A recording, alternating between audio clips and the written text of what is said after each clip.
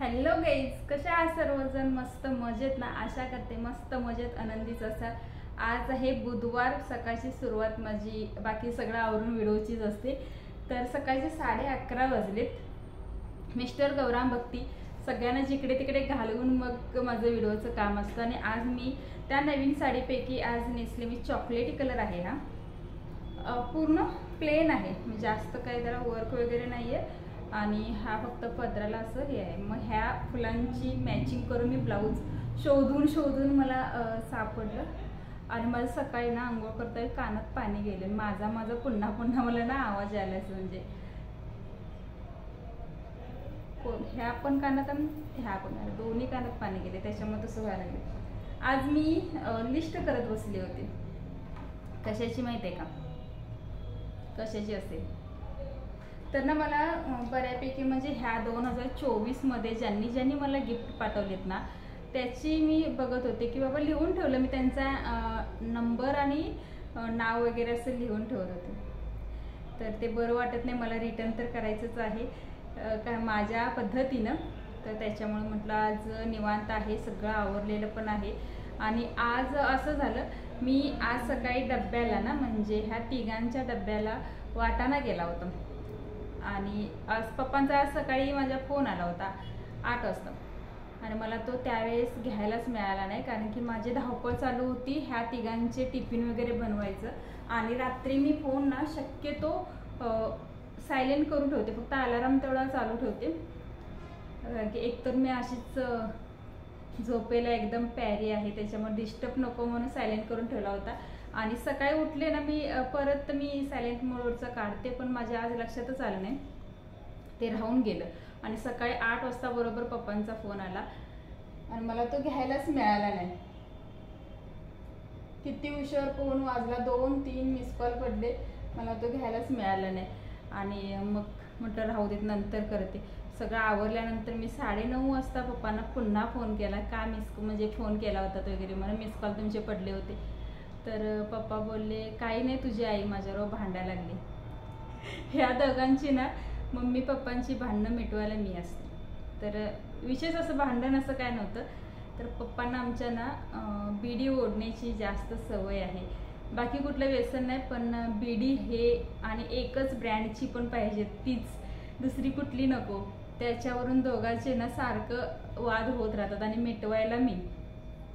तर ना सांग तुझ्या आईला की मला सारखं सारखं असं म्हणत जाऊ नको म्हणून, म्हणजे मम्मी ओरडते ना की बाबा सारखं असं व्हिडिओ ओढला तर तुमचं तब्येत, म्हणजे अगोदरच पप्पांना वय झाले त्याच्यामुळे काही नाही काहीतरी सारखं प्रॉब्लेम होतच असतो. मग ते खोकला लागेल किंवा छाती भरेल. मम्मी तर म्हणते तुमचं दिल काय म्हणते, हृदय ना कोळसा झाला असेल. ह्या विषयावरती त्या दोघांची भांडणं आज सकाळी चालू होती की पप्पा जास्त व्हिडिओ ओढतात म्हणून मला एवढे सकाळी ते भांडणं मिटवायला मला फोन केले होते.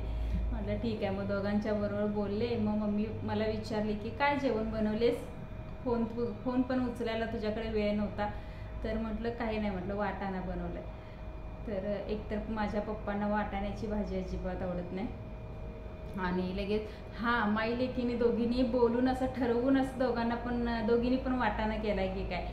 म्हटलं तू कोणता केलेस, तर ते काळा वाटाणा मी बनवलाय. म्हटलं मी पांढरा वाटाणा बनवलाय. तर असं सकाळी सकाळी आमच्या घरात सुरुवात झाली. मला डेली ना मम्मी पप्पांच्या सोबत डेली बोलल्याशिवाय चैनच पडत नाही. मी किती पण बिझी असू देत, चुकूनच असं होतं की जेव्हा माझ्या फोनचा बॅलन्स वगैरे संपेल, बाकीच्यांचे फोन आहे त्याच्यावरून करतेच, पण जर ही दोघं पण घरी नसतील तर मग एखाद्या वेळेला एखादा दिवस राहून जातो फक्त, पण नाहीतर मला डेली मम्मी पप्पांच्यावर बोलल्याशिवाय राहू शकत नाही मी, असं होते. त्याच्यामुळं आणि पप्पा पण, मम्मीला फोन लावता येत नाही अजून. त्यांच्याकडे जे छोटे आहेत ना जिओवाल्यांचे छोटे, पहिला नोकियाचा होता, जिओवाल्यांचे छोटे फोन आहेत ना बटनाचे, तेच फोन वापरतात. मी किती वेळा म्हटलं त्यांना मी फोन घेऊन देते.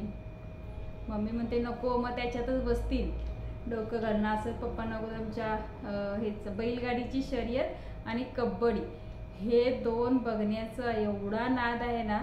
जेव्हा कधी TV लावा, एकतर ती क्रिकेट नाही अजिबात, क्रिकेट एवढं काय बघत नाही, पण कबड्डीचे एकदम प्रेमी आहेत ते. सगळी कामं राहतात मग त्याच्या नादात. मग मम्मी काय तो फोन नको म्हणते, त्याच्यामुळे दिला नाही. आणि कसं शेतात वगैरे काम डेली शेतात असतं ना, दूध वगैरे काढायचं हे सगळं त्यांचं चालू असतं आणि सारखं ओला हात असतो. मग कुठे फोनला धरला, एक तर छोट्याशा त्या एवढ्याशा डब्याला ना एवढं जपतात, तर मग विचार करा स्मार्टफोन दिल्यानंतर काय करतील. त्याच्यामुळे मी तो काही दिलेलाच नाही आहे.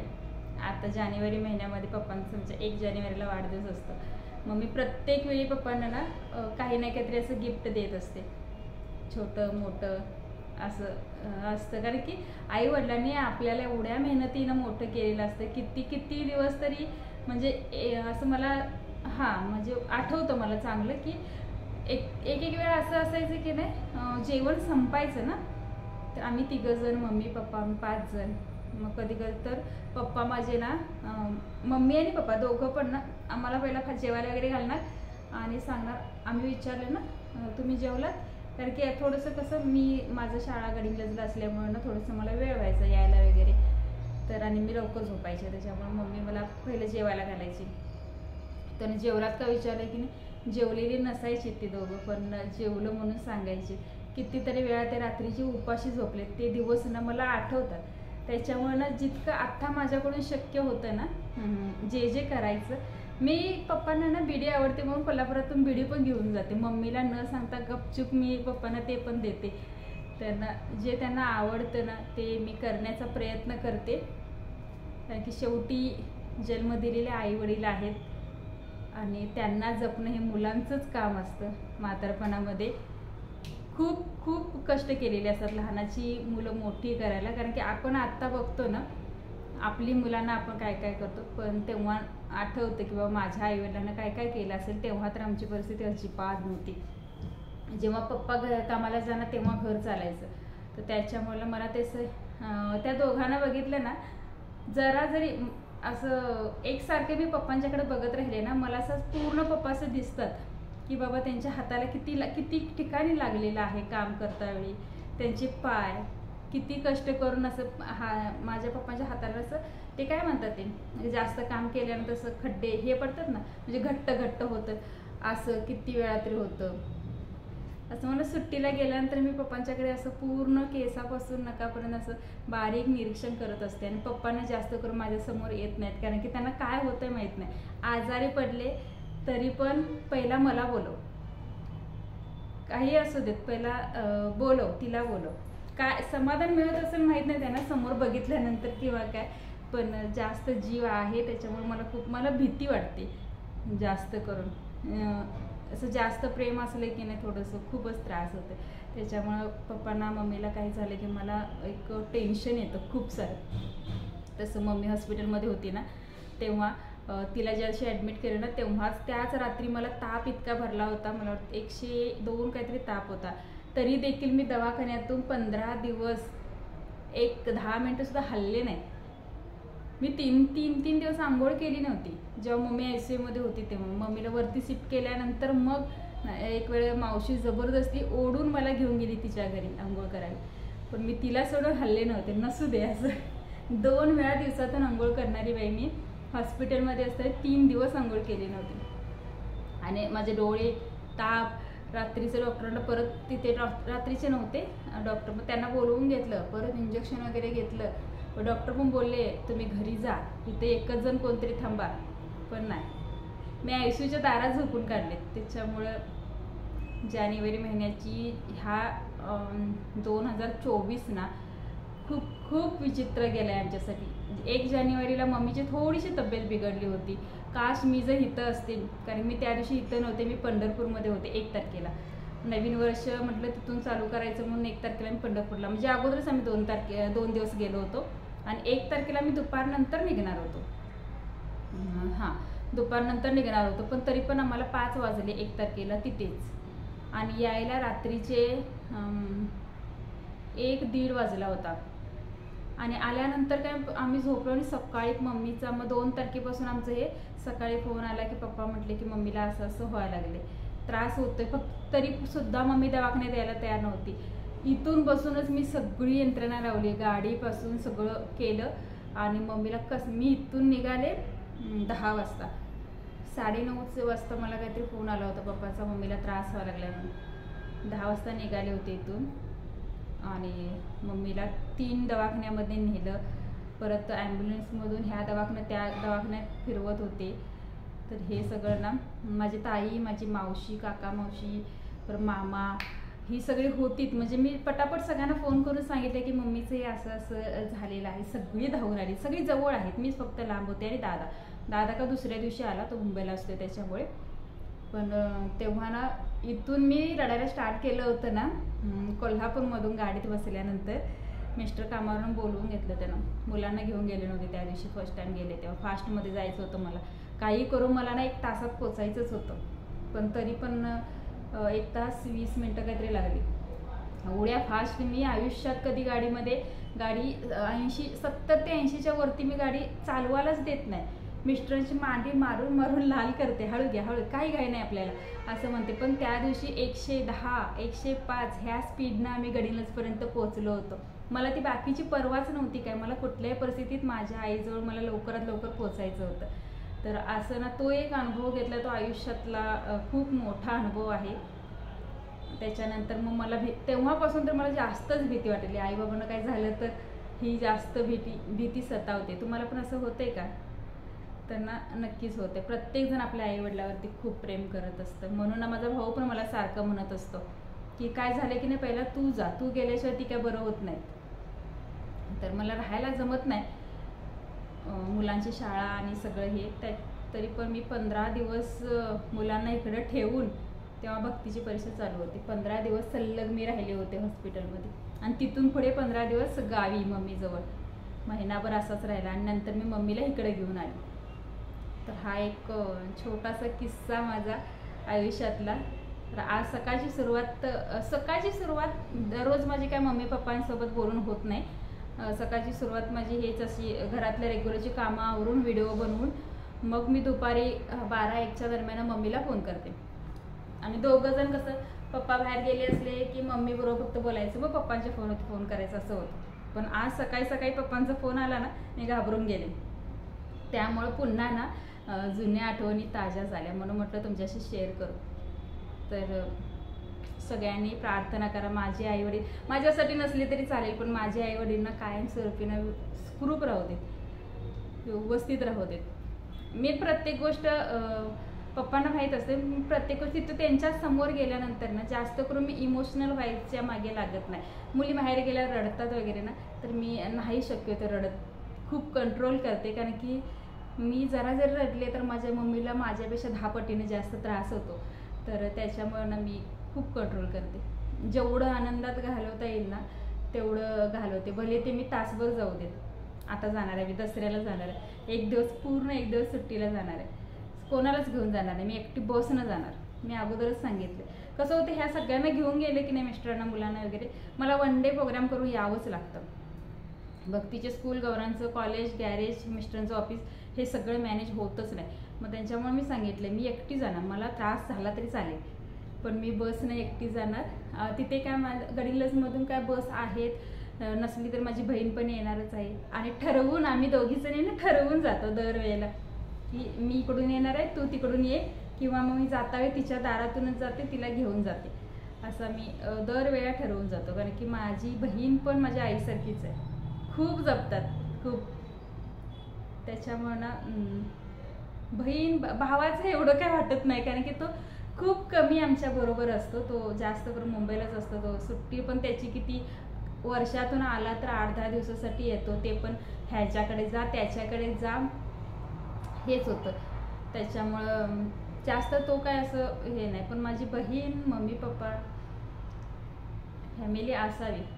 बहीण भावांचं नातं असतं ना, खरं प्रत्येकाचं सारखं नसतं. हा मी हे पण अनुभवले ना, जमीन आणि जायदाद ह्याच्यासाठी ना बहीण भावांची नातं ना, रक्ताची नातं पण तोडायला माणसं तयार असतात, हे पण मी अनुभवले. तर तसं आमच्याकडे तरी काय नाही आहे, खरं सांगते शपथ. कारण की माझ्या मम्मीनं, माझ्या पप्पानी, माझ्या बहिणीनं, भावानं लहानपणापासून इतकं जपले की नाही, एक म्हणजे त्यांचं स्वतःचं बाळ असल्यासारखं मला जपले. त्याच्यामुळे आणि आम्हाला दोघींना पण ना भावाची कशाचीही अपेक्षा नाही आहे. तू फक्त आमच्याबरोबर ये, हसत खेळत राहा, 4 दिवस एकत्र आपण राहूया, बस. काही नको आम्हाला. नाही तुमच्या साड्या नको, नाही प्रॉपर्टी नको. कारण की माझ्या आईवडिलांनी ना मला लहानाचं मोठं आम्हाला केलं आहे ना, तेच आमच्यासाठी पुष्कळ आहे. काय करायचं प्रॉपर्टी? जाता वेळी एवढ्याशा जागेतच जायचं आहे. पाय दुमडून गुंडळून घालतात.